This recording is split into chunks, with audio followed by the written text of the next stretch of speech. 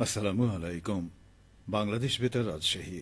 স্থানীয় সংবাদ পড়ছি মাহমুদ শওকাত।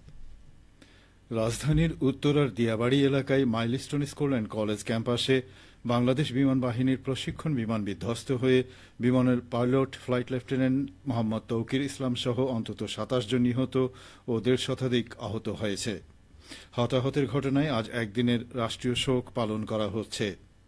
গতকাল প্রধান উপদেষ্টার প্রেস উইং থেকে পাঠানো এক বার্তায় রাষ্ট্রীয় শোক পালনের বিষয়টি জানানো হয়। বার্তায় বলা হয়, শোক পালনের উদ্দেশ্যে দেশের সকল সরকারি, আধা সরকারি, স্বায়ত্তশাসিত প্রতিষ্ঠান ও শিক্ষা প্রতিষ্ঠানে জাতীয় পতাকা অর্ধনমিত রয়েছে। পাশাপাশি সকল সরকারি, বেসরকারি ভবন ও বিদেশে বাংলাদেশি মিশনেও জাতীয় পতাকা অর্ধনমিত রয়েছে। এছাড়া আহত নিহতদের জন্য দেশের সকল ধর্মীয় উপাসনালয়ে বিশেষ প্রার্থনার আয়োজন করা হয়েছে। এদিকে ঢাকায় মাইলস্টোন স্কুল অ্যান্ড কলেজে বিমান বিধ্বস্ত হয়ে নিহত ফ্লাইট লেফটেন্যান্ট তৌকির ইসলামের মরদেহ সমাহিত করা হবে রাজশাহীতে। আজ নগরীর সপুরা ঈদগাহে জানাজা নামাজ শেষে নগরীর সপুরা গোরস্থানে তার মরদেহ দাফন করার কথা জানান তৌকিরের নানা আজিজুর রহমান। বিধ্বস্ত বিমানের নিহত পাইলট তৌকির ইসলামের জানাজা ঢাকা সেনানিবাসে অনুষ্ঠিত হয়েছে। বিকেলে রাজশাহীর সপুরা ঈদগাহে দ্বিতীয় জানাজা শেষে নগরীর সপুরা গোরস্থানে তার দাফন সম্পন্ন করা হবে। প্রশিক্ষণ বিমান বিধ্বস্ত হয়ে শিক্ষার্থী হতাহতের ঘটনায় আজ নাটোরে রাষ্ট্রীয়ভাবে শোক দিবস পালন করা হয়েছে। শোক দিবস উপলক্ষে সূর্যোদয়ের সাথে সাথে জেলার সকল সরকারি, আধা সরকারি ও স্বায়ত্তশাসিত প্রতিষ্ঠান, শিক্ষা প্রতিষ্ঠান এবং সকল বেসরকারি ভবনসমূহে জাতীয় পতাকা অর্ধনমিত রাখা হয়। শহীদদের মাগফিরাত ও আহতদের সুস্থতা কামনা করে বাদজোহর সকল মসজিদে বিশেষ দোয়া অনুষ্ঠিত হয়। অন্যান্য ধর্মীয় প্রতিষ্ঠানে প্রার্থনার আয়োজন করা হয়। ৪৬তম বিসিএস পরীক্ষার আবশ্যিক বিষয়ের লিখিত পরীক্ষা আগামী ২৪শে জুলাই থেকে ৩রা আগস্ট এবং পদ সংশ্লিষ্ট বিষয়ের লিখিত পরীক্ষা আগামী ১১ই আগস্ট থেকে ২১শে আগস্ট পর্যন্ত রাজশাহী মহানগরীর বিভিন্ন কেন্দ্রে অনুষ্ঠিত হবে। পরীক্ষা চলাকালে আইন শৃঙ্খলা রক্ষায় রাজশাহী মেট্রোপলিটন পুলিশ কিছু নিষেধাজ্ঞা আরোপ করেছে। বিজ্ঞপ্তিতে বলা হয়, পরীক্ষা চলাকালীন রাজশাহী মেট্রোপলিটন পুলিশ আইনে অর্পিত ক্ষমতা বলে পরীক্ষা কেন্দ্রের চারপাশে ২০০ গজের মধ্যে সকল প্রকার মিছিল, মিটিং, সমাবেশ, বিক্ষোভ প্রদর্শন, মাইকিং, বিস্ফোরক দ্রব্য, অস্ত্রশস্ত্র বহন এবং ৪ জনের অধিক লোকজন একত্রে চলাচল নিষিদ্ধ। বিজ্ঞপ্তিতে আরও বলা হয়, পরীক্ষা গ্রহণের দিনগুলোতে পরীক্ষা গ্রহণ শেষ না হওয়া পর্যন্ত পরীক্ষা কেন্দ্র কিংবা ভেন্যুর নিকটবর্তী ফটোকপির দোকানসমূহ বন্ধ রাখতে হবে। আইন অমান্যকারীদের বিরুদ্ধে যথাযথ আইনানুগ ব্যবস্থা গ্রহণ করা হবে।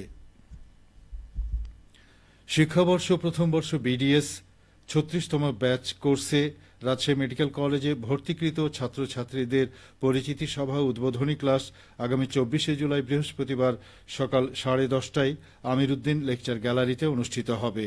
মার্জিত পোশাক পরিধানপূর্বক উক্ত শিক্ষাবর্ষের নবাগত সকল ছাত্রছাত্রীকে তাদের অভিভাবক সহ আবশ্যিকভাবে সকাল ৯টায় উপস্থিত হওয়ার জন্য জানানো হয়েছে। রাজশাহী মহানগরীতে মেট্রোপলিটন পুলিশের বিভিন্ন থানা ও ডিবি পুলিশের বিশেষ অভিযানে ৩ জন সহ অন্যান্য অভিযোগে মোট ২৫ জন গ্রেপ্তার হয়েছে। মহানগরীর বিভিন্ন স্থানে পরিচালিত অভিযানে অবৈধ প্রভাব বিস্তার, সন্ত্রাসী তৎপরতার অভিযোগে মোট ৩ জনকে গ্রেপ্তার করা হয়। এছাড়াও অন্যান্য অভিযোগে আরও ২২ জনকে আটক করা হয়েছে, যার মধ্যে ওয়ারেন্টভুক্ত আসামি ৬ জন, মাদক সংশ্লিষ্ট মামলায় ২ জন এবং অন্যান্য মামলায় ১৪ জন রয়েছেন। গ্রেপ্তারকৃত আসামিদের বিরুদ্ধে আইনগত ব্যবস্থা গ্রহণ করেছে রাজশাহী মেট্রোপলিটন পুলিশ। এদিকে চাঁপাইনবাবগঞ্জের সোনা মসজিদ সীমান্তে মাদক বিরোধী যৌথ অভিযানে ৩ জনকে আটক করেছে বিজিবি ও মাদকদ্রব্য নিয়ন্ত্রণ অধিদপ্তর। গতকাল শিবগঞ্জ উপজেলার পিরোজপুর গ্রামে এই অভিযান চালানো হয়। অভিযানে নগদ ১১,২৮,০০০ টাকা, ৫৬৫ পিস ইয়াবা ও ৮৯ বোতল ফেনসিডিল জব্দ করা হয়। রোপা আমন ধান রোপণের প্রস্তুতি নিতে সিরাজগঞ্জে তাড়াশে ব্যস্ত সময় পার করছেন কৃষকেরা। সকাল থেকে সন্ধ্যা পর্যন্ত চলছে জমি প্রস্তুত, আমন ধানের চারা উত্তোলন ও রোপণ। চলতি মৌসুমে এই উপজেলায় রোপা আমন ধানের লক্ষ্যমাত্রা নির্ধারণ করা হয়েছে 13,890 হেক্টর। তাড়াশ উপজেলা কৃষি কর্মকর্তা এমিলিয়া জান্নাত বলেন, এই মৌসুমে তাড়াশ উপজেলায় রোপা আমন আবাদ লক্ষ্যমাত্রা অতিক্রম করবে। আবহাওয়া রোপা আমন চাষের উপযোগী হওয়ায় বাম্পার ফলনে লাভবান হবেন কৃষকেরা। তিনি আরও বলেন, রোপা আমন চাষ বাড়াতে ইতোমধ্যেই কৃষি প্রণোদনা কর্মসূচির আওতায় 2,600 জন কৃষককে বীজ ও সার প্রণোদনা দেওয়া হয়েছে। মাঠ পর্যায়ে কৃষকদের নানা পরামর্শ দেওয়া হচ্ছে কৃষি বিভাগের পক্ষ থেকে।